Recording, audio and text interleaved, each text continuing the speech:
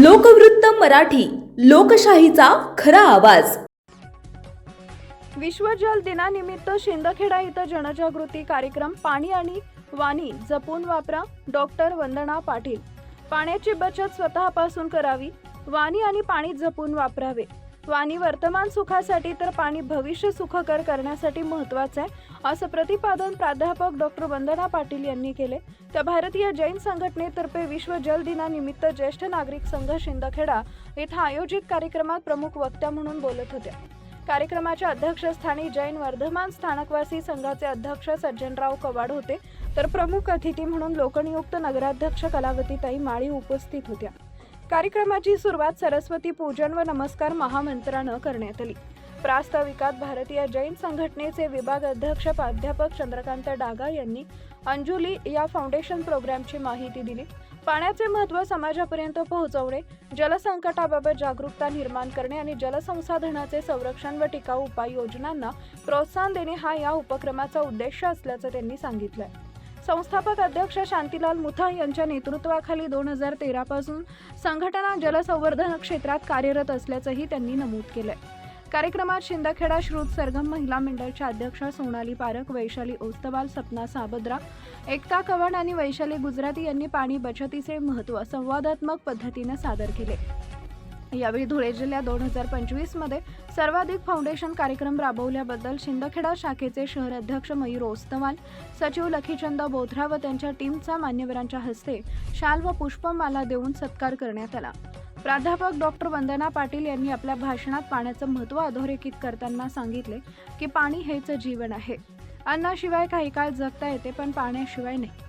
1993 पासून जागतिक जल दिवस साजरा केला जातो, मात्र पाणी टंचाईची समस्या आजही गंभीर आहे। पाण्याची बचत घरापासून सुरू झाली पाहिजे। छत्रपती शिवाजी महाराजांच्या काळातील गड किल्ल्यांवरील जल व्यवस्थापनाचं उदाहरण देत त्यांनी प्रभावी नियोजनाची गरज अधोरेखित केली।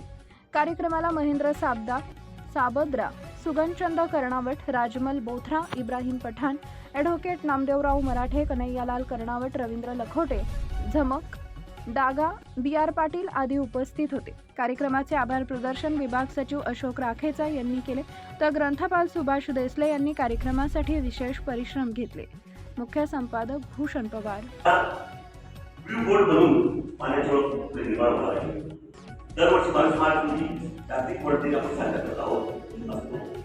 जीवनात पाण्याचं स्थान हे मध्यवर्ती आहे आणि त्यासाठी पाण्याचं संवर्धन संरक्षण करण्यासाठी आपली सगळी सामूहिक जबाबदारी। त्यासाठी या ठिकाणी आपण मॅडमला संपूर्ण सूचना माहिती पुरवली आहे।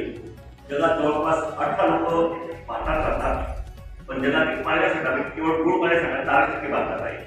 या पाण्याचे बांधवले आहे तर पाण्याची समस्या दुसरीकडे होत आहे। लोक एक प्रस्ताव तमाम मत्स्य छायाम विमयम आपोयम याचा कसा अन्न आणि अन्य वनस्पती उत्पन्न करून प्राणी मात्राचे पोषण करणाऱ्या पाण्याच्या तीव्र प्रवाह तुझं साहित्य फक्त ऐकून किंवा जलदिनाच्या दिवशी आपण भाषण देऊन भाषण ऐकून त्याचे पोस्टर प्रदर्शन करून गावागावामध्ये संदेश देऊन होणार नाही, तर ती प्रत्येक व्यक्तीने अंमलात आणण्याची गोष्ट आहे।